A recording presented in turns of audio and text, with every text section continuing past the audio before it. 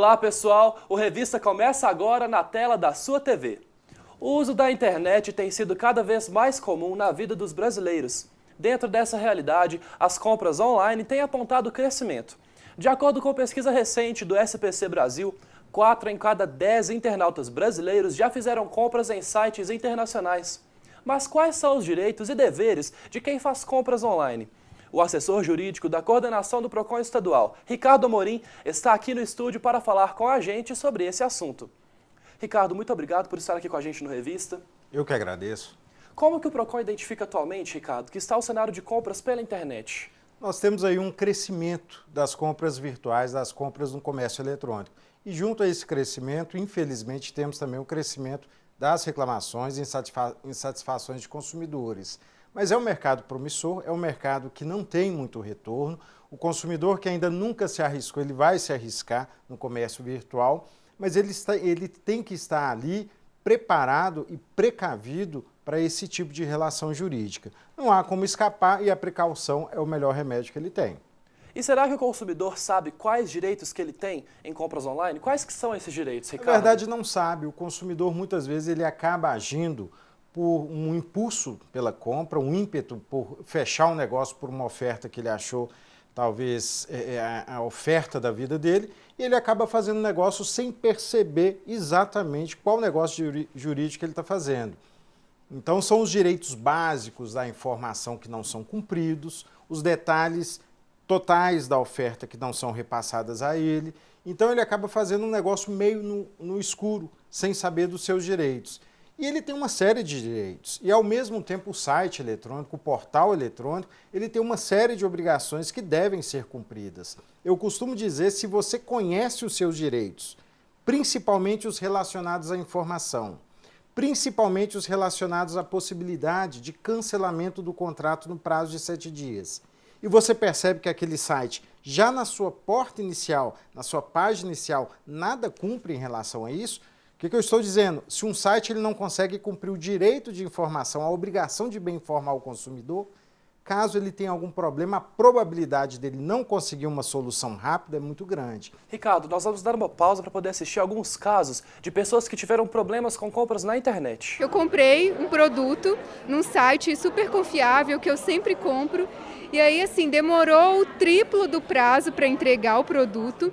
Quando eu recebi, não era o produto que eu tinha comprado, era de outro modelo, então não era o mesmo. Quando eu abri o pacote, o produto, que era uma mochila, estava toda estragada por dentro, o forro da mochila estava todo estragado. Aí eu entrei no PROCON para eles fazerem a devolução do dinheiro. Foi só assim que eles devolveram o dinheiro. Eu fiz a compra de um monitor no site e o monitor era em torno de uns R$400. E na época, ao invés deles me mandarem um monitor, eles fizeram eles tiveram um erro de entrega e me mandaram uma caixa enorme nela tinha por volta de umas 10 placas de vídeo. Cada placa de vídeo era em torno de R$600, era muito mais do que eu tinha pedido. E na época, para eles efetuarem a devolução do meu monitor, entregar o monitor direito e eu devolver as placas, eles me levaram mais de 2 meses ligando lá e brigando. A gente fica na expectativa de chegar, o produto, você compra, demora um tanto. Aí quando não chega, você fica meio assim com aquela quebra do desejo. Mas eu nunca comprei algo muito valor assim, não. Então eu nem liguei. Aí eu fiz outro pedido, porque compra esses sites da China, aí nem compensa você reclamar. Ok, e diante desses casos que a gente viu, Ricardo, para pessoas que já tiveram problemas, seja no ato da compra, na venda ou no pós-venda, como proceder, por exemplo, em casos de sites internacionais, que é tão difícil de comunicar? Esse é um caso mais complicado, é complexo. O consumidor que vai atrás de um site internacional, geralmente ele vai atrás de melhores preços e possivelmente de um produto que supõe ele de qualidade melhor também.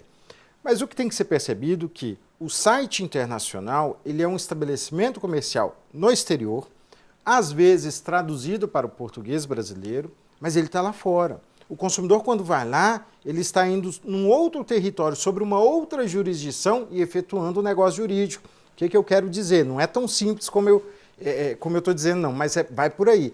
Não dá para a gente falar com certeza que o Código de Defesa do Consumidor brasileiro vai ser aplicado nesses casos. Então, se ele foi na Espanha, se ele foi na Itália, se ele foi na China, e esse site não tem representação no Brasil, ou seja, ele não tem escritório, não quer dizer que a gente vai conseguir aplicar o Código de Defesa do Consumidor. Na verdade, é uma negativa. Nós não aplicaremos o Código de Defesa do Consumidor. Então ele tem que redobrar a atenção, né, Ricardo? Muita atenção. Ele entrou, fez um negócio. Ele fez um negócio da China, o produto não chegou. Ele gastou lá $1, $2, $100 naquilo. A quem reclamar? No PROCON, nós vamos notificar quem? O site chinês? Fazer uma carta rogatória, que é o nome jurídico que chama de um expediente judicial a ser repassado. Não tem jeito. O custo para se fazer isso é muito grande. O que eu infelizmente estou dizendo? O consumidor que não tem cautela nesse caso, ele assume o prejuízo. Ele vai ficar no prejuízo. Não tem como ele recorrer ao PROCON, ele poderia recorrer até à justiça, mas num valor certamente muito maior do que ele gastou naquele produto. E a atenção tem que ser dada nisso. O produto custa muito pouco, para o consumidor $1, $2, mas para a empresa, repetidamente, ela fazendo aquilo, vai ser um valor estrondoso. Então ele tem que ter cuidado. São as redes sociais, são sites de reclamações que vão apontar para ele, olha, o valor pode ser muito pequeno, mas a empresa não entrega, ou demora muito para entregar. Ricardo, e quando o site é nacional, o que o consumidor pode fazer? O consumidor, suponhamos que ele foi precavido, ele fez uma compra num site tradicional, um site bem referenciado. Se ele tiver algum problema, demora na entrega, produto chegando diferente daquilo que foi contratado, produto com vício, popularmente chamado produto defeituoso, nós sempre orientamos ao consumidor a tentar resolver diretamente com a empresa pelos canais que ela oferece e, por lei, ela tem que colocar, inclusive, no site. Se ele não obtiver sucesso aí, que ele procure o PROCON da sua localidade. Na falta desse PROCON municipal, os municípios deveriam todos ter um PROCON, alguns não têm, infelizmente. Na falta desse PROCON, ele procura o juizado especial de sua comarca.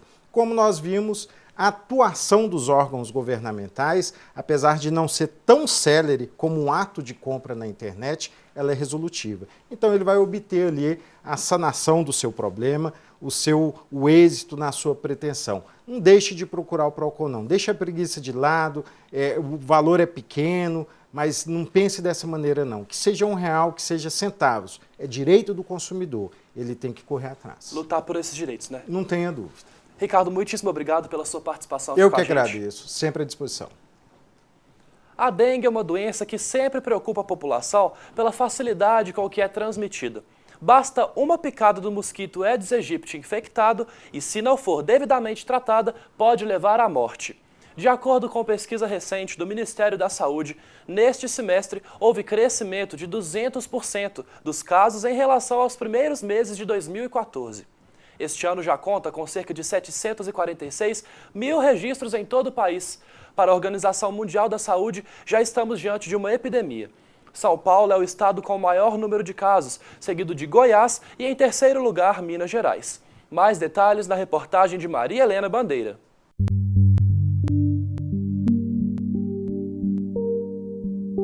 De acordo com o balanço do Ministério da Saúde, Minas Gerais já é o terceiro estado no Brasil na quantidade de casos de dengue. São 12 óbitos confirmados em 2015. O que nós temos hoje no estado de Minas Gerais são regiões do estado onde há um predomínio maior de transmissão de dengue, um maior número de casos.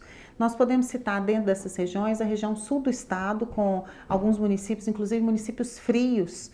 Nós temos também o Triângulo Mineiro, com regiões importantes, populosas, né, municípios grandes daquela região com transmissão mais elevada. Temos a região central do estado, que abrange a região metropolitana e que nos preocupa pelo aglomerado de pessoas, né, um número de habitantes muito grande dessa região. E também a região centro-oeste do estado, que os municípios em torno de Divinópolis, municípios menores também, e com transmissão bastante importante nesse momento. Para reduzir esse número, a equipe de zoonose dessa região faz em média 35 visitas domiciliares por dia, além de mutirões de limpeza, vigilância em pontos estratégicos e monitoramento através de armadilhas. Nós realizamos no mês de março agora uma pesquisa larvária e que detectamos que 80% dos focos encontrados foi intradomicílio, dentro dos domicílios. Na época da chuva, né? Na época da chuva são encontradas mais, porque os ovos já estão ali só esperando a chuva, entendeu? Então, assim, aí tá ótimo, na época dele não implodir, né? Aí você encontra muitas larvas, né?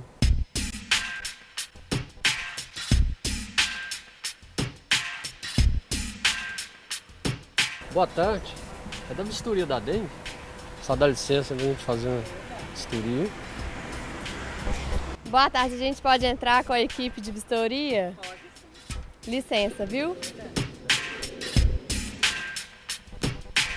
Em Belo Horizonte, Márcia Maria é moradora da região da Pampulha e recebe periodicamente as visitas da equipe de zoonose da prefeitura. É muito bom essas visitas, é ótimo, porque chama a atenção da gente, né? Maria de Fátima está com dengue e percebe que a atitude de cada um é fundamental para que a doença não faça novas vítimas. Por causa da falta de atenção de outras pessoas, eu posso ter pego, né? E não minha, porque eu já, né, faço a prevenção. É um conjunto de ações. O poder público, com a sua atribuição de fornecer o serviço adequado para a sua população, o serviço preventivo, principalmente em relação à dengue, né?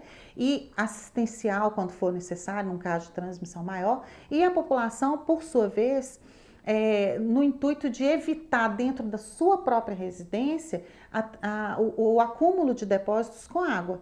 Esta pesquisadora do Centro René Rachou, referência em estudos e pesquisas científicas no estado, explica que a dengue é uma doença cíclica. Não é uma solução, a gente acredita, né? Aqui na nossa linha de pesquisa que não tem uma coisa, né, a vacina, ou uma intervenção técnica puramente, porque mesmo você desenvolvendo uma vacina, as pessoas continuariam vivendo nas mesmas situações precárias.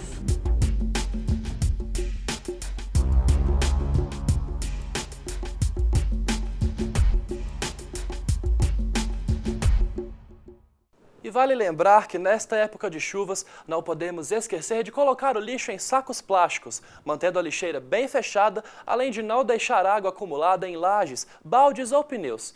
A caixa d'água precisa estar bem tampada sempre e os pratinhos dos vasos de plantas podem ser preenchidos com areia para evitar a água parada.